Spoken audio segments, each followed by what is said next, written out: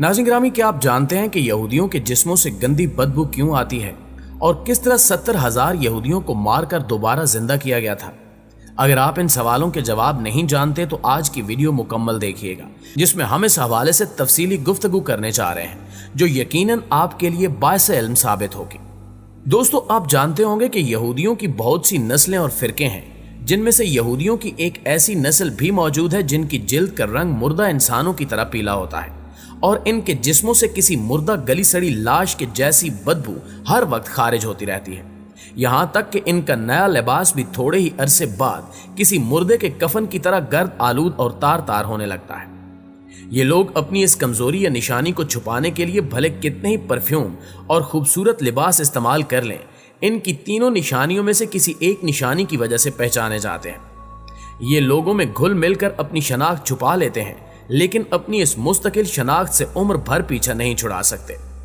इनकी इस खामी के हवाले से कहा जाता है कि ये एक अजाब याफ्ता कौम है जो हजारों साल पहले दुनिया में आई थी, लेकिन अपनी बदअमाली और पैगंबर की सरी नाफरमानी की वजह से, अल्लाह के अहकामात की खिलाफ वर्जी करने की वजह से एक अनोखे और बदतरीन अजाब का शिकार हो गई थी। दोस्तों, ये वाकया कुछ यूं था कि हजरत मूसा अलैहिस्सलाम के बाद की बात है, जब एक पैगंबर यहूदी कौम के एक बड़े शहर की जानिब भेजे गए। जैसा कि तारीख में यहूदियों का शुरू से यही वतीरा रहा है कि अल्लाह ताला के सख्त नाफरमान रहे हैं, इसलिए सिर्फ एक इस कौम के मुख्तलिफ शहरों और कबीलों की इस्लाह के लिए एक एक वक्त में सैकड़ों की तादाद में पैगंबर और नबी भेजे जाते रहे। कहा जाता है कि इन पैगंबरों की कुल तादाद में से 90% पैगंबर यानी 1 लाख से ज्यादा सिर्फ यहूदियों की तरफ भेजे गए थे। इसी तरह एक कौम की तरफ जिस शहर में एक पैगंबर को भेजा गया वो एक बड़ा शहर था जहां लाखों की तादाद में इंसान रहते थे। एक बार ऐसा हुआ कि पैगंबर ने अल्लाह के हुक्म से लोगों को इकट्ठा किया और नाफरमानों के एक लश्कर से जिहाद करने के लिए तैयार होने का हुक्म दिया। लेकिन जैसा कि यहूदी रुपए पैसे के लालची दुनियादार और जंगो जदल से दूर रहने वाली कौम है, लिहाजा इन्होंने पैगंबर को वाज़े तौर पर इनकार भी नहीं किया और हाँ में जवाब भी नहीं दिया, लेकिन बहानेबाजियों से टाल मटोल करने लगे। उस वक्त के पैगंबर इनको रोजाना घरों में जा जाकर जिहाद की तैयारियों का हुक्म देते, लेकिन वो दुनियावी जिंदगी में इतना खो चुके थे कि मौत के तसव्वुर से ही घबरा जाते थे। इस तरह वक्त गुजरता रहा और वो अल्लाह की तरफ से आने वाले इस हुक्म से बिल्कुल बेनियाज हो गए, लिहाजा इन पर अल्लाह की तरफ से अजाब लाने का फैसला किया गया। इन लोगों को अल्लाह के अजाब से बहुत डराया गया, लेकिन इनकी नाफरमानियां जारी रहीं और फिर एक रोज इनमें ताउन की वबा फूट पड़ी और रोजाना दर्जनों अफराद मौत के मुंह में जाने लगे।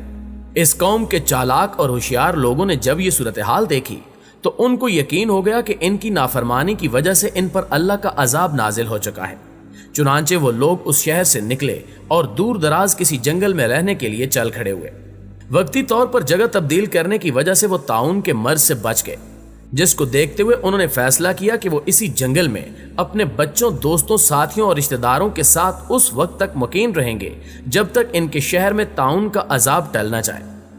अभी इनको वहां रहे चंद दिन ही गुजरे थे कि एक दिन अल्लाह ताला ने एक फरिश्ते को भेजा और यूं इनकी चालाकी और अकल इनके काम न आई और उन पर अजाब पहुंच गया। फरिश्ता एक बुलंद पहाड़ पर खड़ा हुआ और उसने एक ऐसी खौफनाक चिंगाड़ की आवाज निकाली कि जिसने वो आवाज सुनी दहशत और खौफ से होशो आवाज खो बैठा। इसके बाद फरिश्ते ने उसी गूंजदार आवाज में पुकारा, मोतो यानी मर जाओ। इसके ये अल्फाज अदा होते ही जहां जहां पर वो यहूदी मौजूद थे वहीं पर गिर गए और उसी वक्त उनकी रूहें उनके जिस्मों से परवाज कर गईं। याद रहे कि इनमें से कोई भी बीमार नहीं था। ये लोग सभी के सभी नॉर्मल और सेहतमंद थे, जबकि इनकी तादाद तकरीबन 70,000 के लगभग थी। जंगल के अंदर जहां ये लोग रिहाइश पजीर थे वहां लाशें ही लाशें पड़ी थीं, जिनमें बच्चे, बूढ़े, औरतें सभी शामिल थे, जो बेजान होकर औंधे मुंह जमीन पर कीड़े मकोड़ों की तरह बिखरे पड़े थे। यहां तक कि पूरे जंगल में कोई एक इंसान भी नहीं बचा था। हैरत की बात यह थी कि इनके करीब कोई दरिंदा और जानवर भी नहीं आता था, जिसकी वजह से चंद रोज बाद ही इनकी लाशें गलने सड़ने लगी और इतने लोगों की लाशों की बदबू की वजह से जंगल में और जंगल के इर्द गिर्द आबादियों में नाकाबिले बर्दाश्त बदबू फैल गई, जिस पर इलाके के लोगों ने फैसला किया कि इनको एक जगह इकट्ठा करके इनके चारों तरफ एक दीवार बना दी जाए। कुछ वक्त गुजरा तो एक रोज उस कौम के पैगंबर उसी जंगल में से गुजरे तो उन्होंने अपनी कौम के हजारों अफराद का ये इबरतनाक अंजाम देखा تو ان کا دل بھر آیا۔ تب وہ سجدے میں گر کر رونے لگے اور دعا مانگنے لگے کہ اے اللہ، یہ نادان تھے، نا سمجھ تھے، لیکن یہ میری قوم کے لوگ تھے، ان سے مجھے پیار تھا، جن کے بغیر اب میں بالکل اکیلا رہ گیا ہوں۔ اگر یہ زندہ ہوتے تو میں ان کو تبلیغ کر کے نافرمانی سے بچانے کی کوشش کرتا۔ اے اللہ، تو میری فریاد قبول کر اور ان کو دوبارہ زندہ کر دے۔ اس دعا کے بعد آپ کے پاس فرشتہ وحی لے کر آیا اور فرشتے نے کہا کہ اے پیغمبر، اللہ فرماتا ہے کہ آپ ان کی لاشوں کو، جن کی اب ہڈیاں بھی بگڑ چکی ہیں، ان کو کہیے کہ اے ہڈیوں، اللہ تم کو حکم دیتا ہے کہ تم ہر ایک انسان کے لیے جمع ہو جاؤ۔ لہٰذا آپ نے جب یہ الفاظ ہڈیوں کو مخاطب کر کے ادا کیے تو تنکوں کی طرح بکھری ہڈیاں ایک جگہ پر ایک مکمل ڈھانچے کی شکل میں اکٹھی ہونے لگ گئیں، اور دیکھتے ہی دیکھتے ایک ایک انسان کا ڈھانچہ دوسرے سے الگ ہو گیا۔ اس کے بعد پھر فرشتہ حاضر ہوا اور اللہ کا پیغام دیا کہ آپ ایک بار پھر ان سے کہہ دیجئے کہ اللہ تم کو حکم دے رہا ہے کہ تم اپنے اپنے ڈھانچوں پر گوشت پھین لو۔ لہٰذا اللہ کا یہ حکم سنتے ہی ہڈیوں پر گوشت جمع ہونے لگا، اور جب سبھی 70,000 ڈھانچوں پر گوشت چڑھ گیا تو پھر فرشتے نے کہا کہ ایک بار پھر ان کو کہیے کہ اللہ حکم دے رہا ہے کہ تم سبھی کے سبھی زندہ ہو جاؤ۔ لہٰذا جیسے ہی پیغمبر نے حکم دیا تو سبھی لاشیں زندہ ہونے لگیں۔ ناظرین گرامی، بے شک یہ انسانی تاریخ کا انوکھا اور حیرت انگیز واقعہ تھا،